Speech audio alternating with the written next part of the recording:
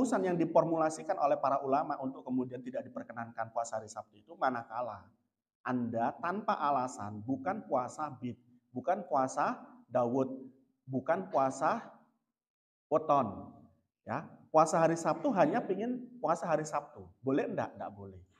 Kenapa? Sekali lagi, hari Sabtu, Jumat, Minggu itu adalah hari-hari yang sama-sama kita kultuskan bersama dengan Yahudi dan Nasrani. Yahudi itu agamanya apa? Itu ngikuti siapa dulu? Nasrani itu ngikuti siapa dulu? Sebelum dijadikan sebagai umat kafir gitu. Nah, Islam umatnya siapa? Artinya kalau kita lihat daripada kesamaannya sama-sama dari Allah. Cuman tadi untuk membedakan kemudian lahirnya Nabi Muhammad dan agama Islam sebagai satu agama yang di luar daripada agama-agama sebelumnya, maka agama ini kita tinggalkan.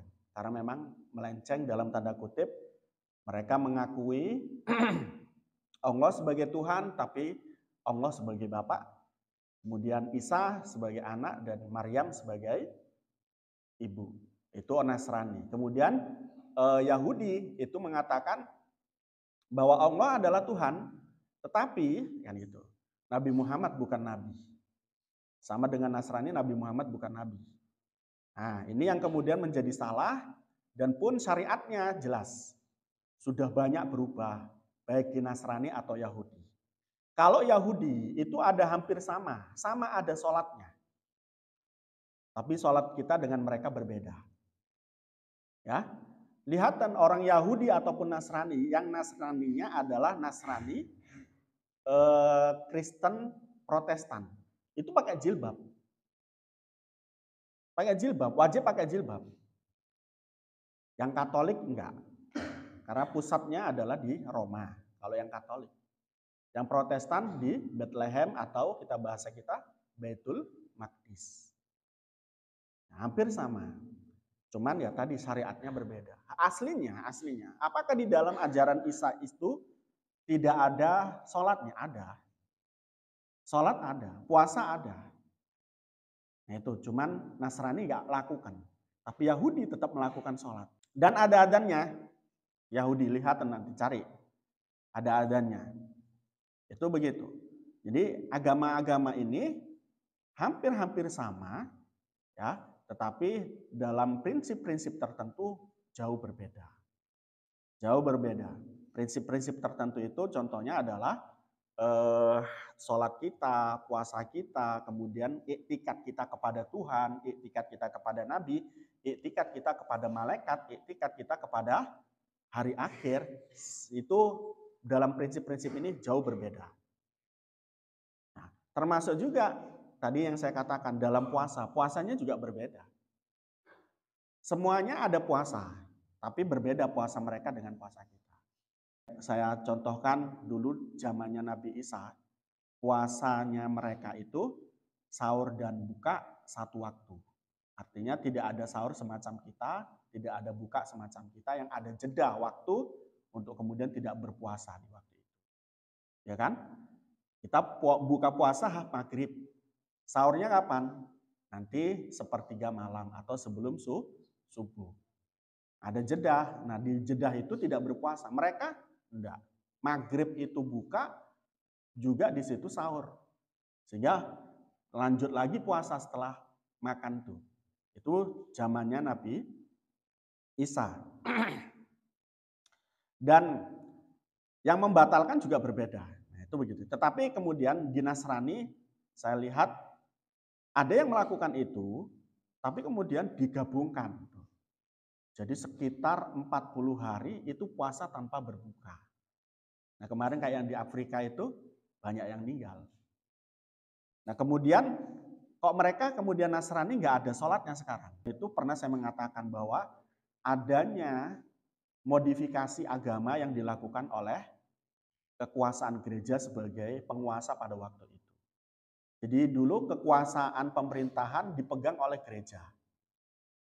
Ya, dipegang oleh gereja setelah wafatnya Nabi Isa, yang pada saat itu Nabi Isa sebagai nabi itu sejatinya punya otoritas untuk mendorong umat mengikuti beliau. Tapi kan kemudian dicegah oleh kerajaan. Yang kemudian kerajaan itu sekaligus menjadi tonggak kekuasaan, selain juga dia mengatur tentang agama. Yang kemudian ada Injil Perjanjian Lama dan Injil Perjanjian Baru. Nah, itu originalitas agama sudah nampak berubah. Yang berubah siapa? Bukan nabi, tetapi gereja. Itu yang kenapa Kristen tidak kita ikuti dan kita tinggalkan. Nah, kemudian tentang kenabian setelah datangnya seorang nabi, otomatis satu syariat itu akan dihapuskan. Datang Nabi Ibrahim dengan membawa syariat, kemudian datang Nabi Musa dengan membawa syariat, otomatis datangnya Nabi Musa menghapus syariatnya Nabi Ibrahim. Ya.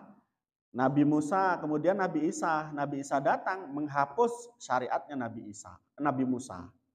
Nabi Muhammad datang menghapus syariatnya Nabi Isa. Istilah menghapus ini bukan menghapus secara keseluruhan. Ya, tetapi menyempurnakan. Itu istilah yang digunakan oleh Islam,